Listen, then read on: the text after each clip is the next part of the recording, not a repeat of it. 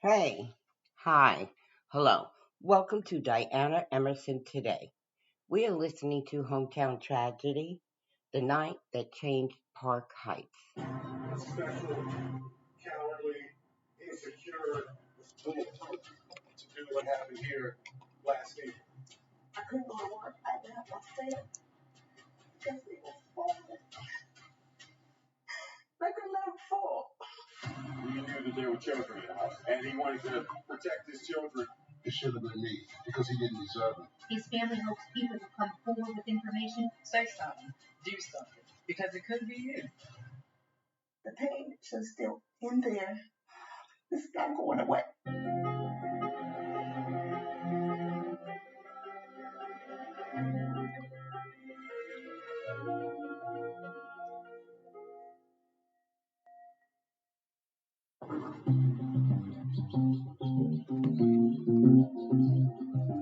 I'm from Baltimore. It's my hometown. It was a good place to grow up as far as I was concerned. I thought it was great. I mean, there have been times when things have been problematic. The 2015 murder total has surpassed the nation's most populated city, New York, and has more than double the murders of Washington, D.C., a city with roughly the same population.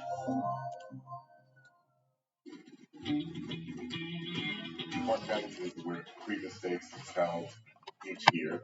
American Pharoah took home the trophy, the first horse in 37 years to win the Triple Crown. Park Heights is a community that has had its share of issues. Kendall Fenwick, he's 24 years old. He worked at night for a trucking company not too far, from where we live in Park Heights. He has 3 children, and he's raising them by himself. Kendall Jr. is the oldest. And then he has Chloe, his daughter, and then King, his third child. He would drop them off to us in the evening and come back and get them in the mornings. So he had family support. Kendall is someone who definitely cares about his community. Someone who wants to make a difference, not only for his children, but for other children in the community. 24 years old, what he has done is unreal. My neighbors, he was taking them to the doctor's appointments, he was taking them to the hospital, was taking them grocery shopping, and I'm saying to myself, how did he have all this time? But he did it. Kendall is someone who wants to make sure that the crime issues are taken care of. Someone who wants to make sure that the drug issues are taken care of. Someone who wants to protect his family. Kendall had the opportunity to get this house, and it was a rehab. He was working on the house for his children. He would have the birthday parties around there for them.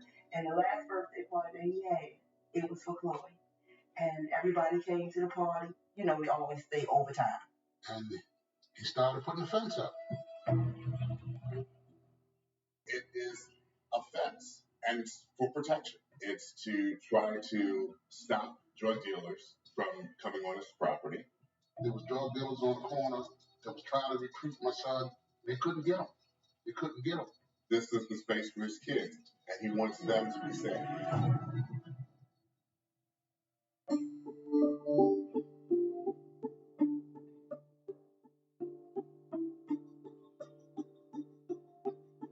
I'm a teacher, and I had to go to a meeting. So I asked Kendall to keep the children, my 2 granddaughters and his son Kendall. And I asked him to watch them until I came back from the meeting. And he said, "Ma, I got them." And so I went to the meeting. And while I was in the meeting, I got a phone call. And his friend told me that something happened. I was like maybe a mile and a half away from the house, 2 miles away from the house. So I got to the house, and Kendall was already gone. The ambulance had already picked him up. Police say around 6:30 Monday evening, Fenwick went outside to get something out of his car and met a hail of bullets.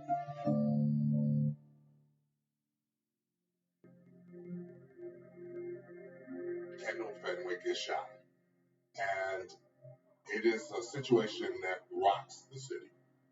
Because here is somebody who is trying to do something to make his neighborhood, his community of Park Heights better. And he gets shot. And he dies.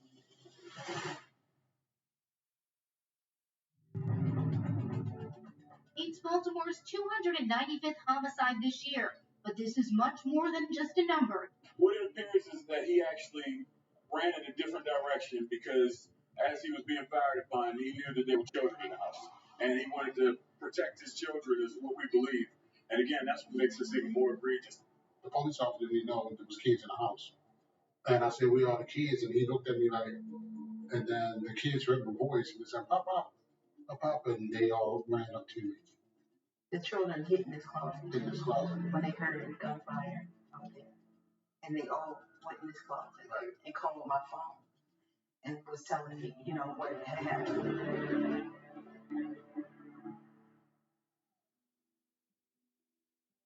They're young, so of course they don't really understand, but whenever they ask questions, we give them honest answers.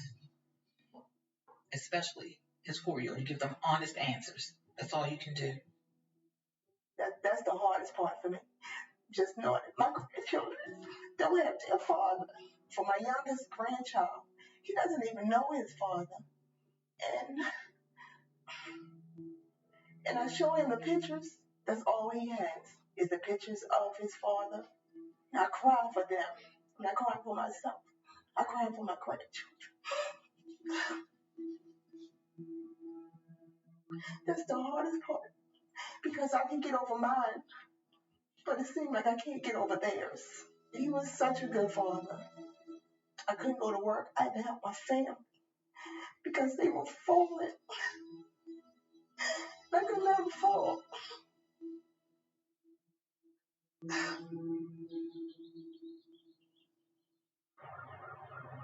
His family hopes people will come forward with information to identify the shooter. Kendall Fenwick's aunt says in order for the violence to stop, for there to be change, the citizens have to step up. The people of the city have to become involved in the city. The police and the politicians can't do it on their own. When he was murdered, when he was shot, that same night, his cousins, his female cousins, there was about 4 of them, they went out and was walking up and down Park Heights Avenue talking about justice for Kendall that same exact night, right?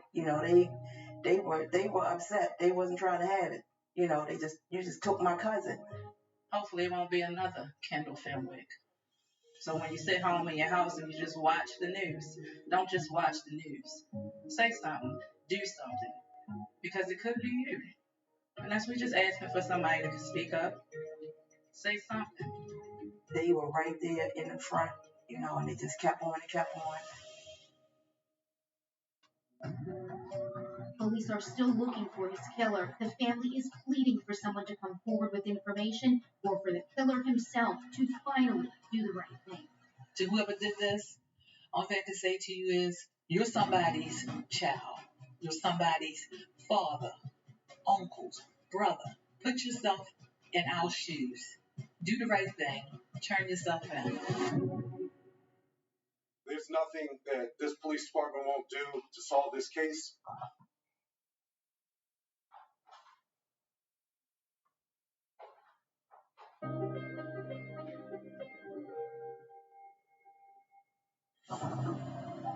The murder of 24-year-old Kendall Fenwick. Friends and neighbors are in shock. Friends have no idea who would do this to him. We was really a family for them to die. Like, I never seen nobody coming trying to run him down or hurt him or anything. So when I get the phone call that he got killed, I was hoping it was a mistake. They describe Fenwick as one of the good guys, working to eliminate the drug problem in the area, building a fence in his yard to keep the criminals out. But you see a lot of times the drug dealers will use the vacant buildings to sell drugs out of. Kendall's Aunt Veronica believes he was killed because of his actions to stop drug dealers in his neighborhood. He built a fence around his yard to keep them out and would ask them to leave the steps by the sidewalk to his home. Police officers think that it is something dealing with drug dealers being upset with him and deciding to do something to harm him for him trying to protect his family, or him telling drug dealers to stay away from his property and to try to make sure that they don't come anywhere near his home. Police spent Tuesday morning canvassing the neighborhood, talking to people and looking for clues, and they promised to track down whoever pulled the trigger. There's nothing that this police department won't do to solve this case. There's nothing that our federal partners won't do to solve this case. We need the community. We always need the community. We need to find this person.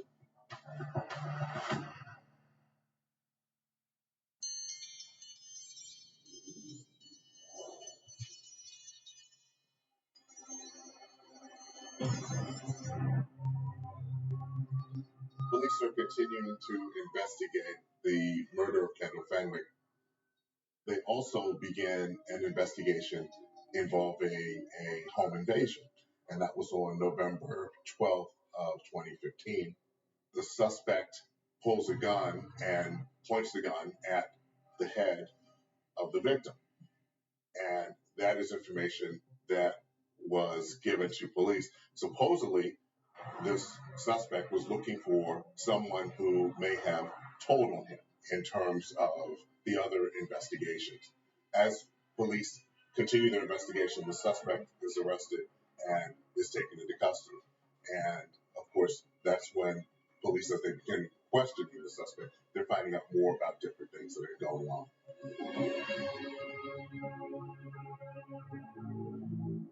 We talk all the time about a small number of bad guys out there who are responsible for a disproportionate amount of our violence. And it's certainly no truer when you talk about a young man like Devontae Britton. Devontae is someone who, even at a young age, had some criminal history. He's the person that's arrested dealing with that home invasion. And police are trying to find out more about not only the home invasion, but then any other activity that Devontae Brim may have been involved in.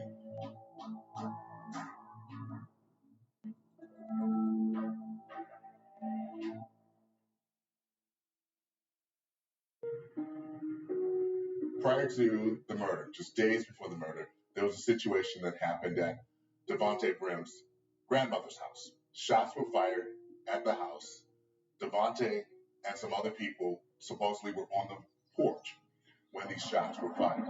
Devontae, according to police, had a weapon and may have fired back. Police believe that it is the same weapon that was used in the murder of Kendall Fenwick. Devontae believed that there were people in the neighborhood who came and shot up his grandmother's house. And out of retaliation, he was going after and trying to get them.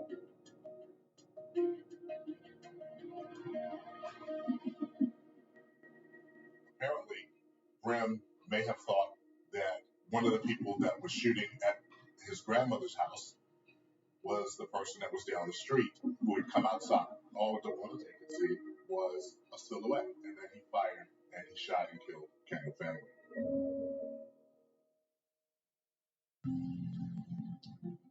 There may have been a situation of mistaken identity. Eventually, he is charged in the murder of Kendall Fenwick.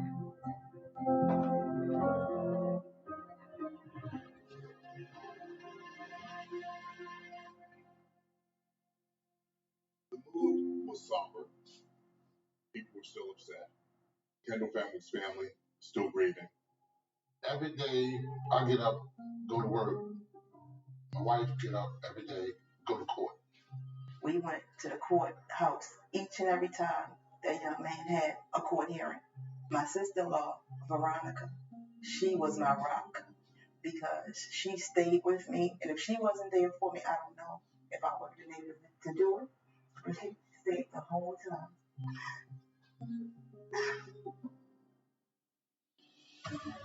Devontae Brim is charged with first and second degree murder. His defense attorney, Robert Coleman, told the jury the state's case is built on a foundation of jealousy, fears, and lies. Brim says that he didn't do anything. He says that he didn't shoot anyone. He admits to being at his grandmother's house when that place was shot. He also admits to being in the area when Fenwick was shot and killed. But again, he talked about not having a weapon. Brim did not take the witness stand in his own defense. Jurors got to watch and hear his videotaped interview with police. Brim claiming throughout his statement, "I'm telling you the truth. I'm not lying about anything." There's always things running through my mind where this person is going to get off.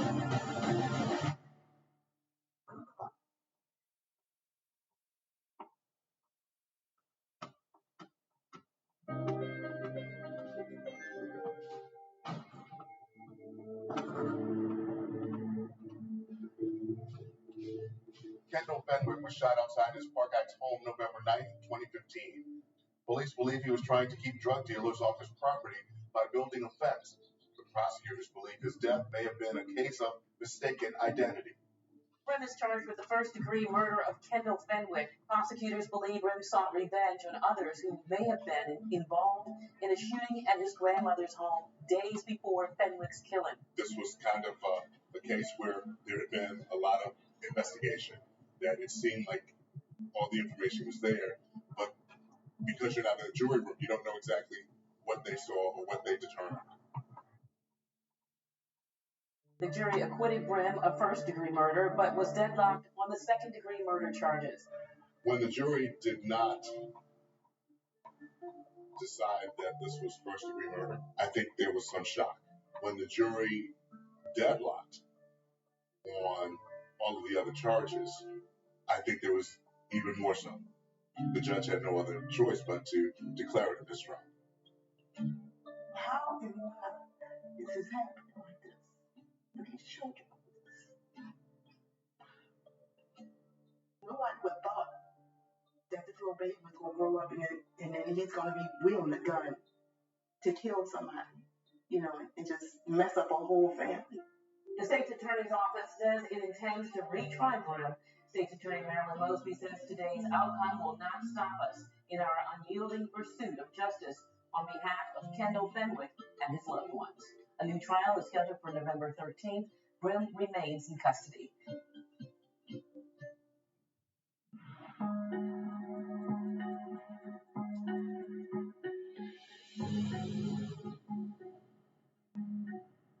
Community started really coming together. Family, friends, neighbors, police, and politicians helped finish his fence a week after his death. My son wanted to put the fence up to keep them from cutting through here because this side was a drug dealer territory and that side was a drug dealer territory. I have seen people come together for rallies. I've seen people come together for vigils. Building a fence, that was very different because at that point, it seemed like everyone wanted to say, look, this is wrong. We want to make sure that we take part in making sure that we do something to try to make it right, to try to help with this family, to try to make sure that they know that we care. And what we're saying is that even though Kendall may not physically be here, he's still here with us. His death will not go in vain. There's an unfinished life, and to do this today, I think hopefully it sets the tone going forward that we just can't accept violence and the taking of such an innocent, productive life. The blocks was full of people. The streets were shut down. I mean, you would think it was somebody famous coming to an event or something like that. But they was coming to his aid. They was coming to finish his fence.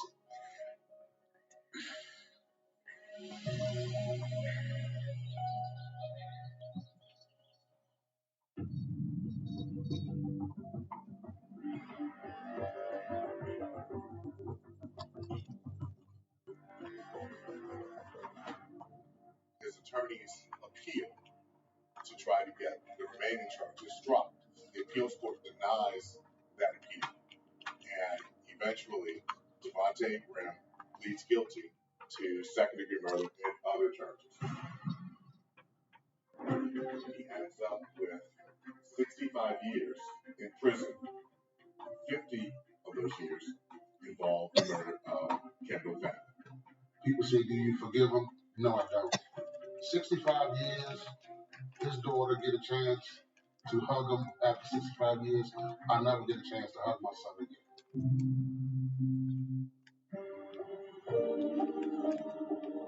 Kendall was always there to protect his children from whatever was going on, you know. So that's the hardest part of this whole situation, that they don't have their father anymore. You know, and I look at his oldest son, and he's 13 right now.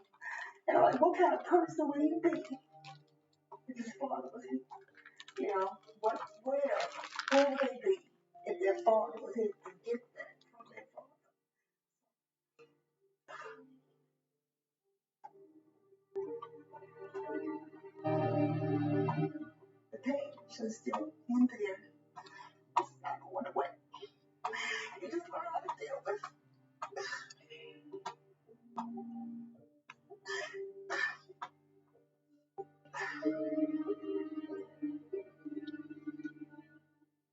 Since this happened, to my son, nothing has been going on over here. It is now safe to play outside. The children never been afraid to come back here. When it was all over, they came right back. Walking through the house, you know, and they talked about it. You know, it was always a topic of discussion. And I think that might have helped them heal. They still feel the love in this house. It's like a sacred place. It's like a place of peace.